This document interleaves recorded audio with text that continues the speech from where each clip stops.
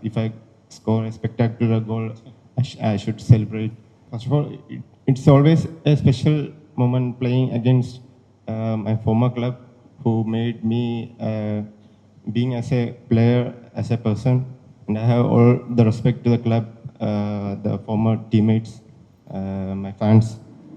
So now I am fully focused with DHFC team, and we see this tournament very seriously.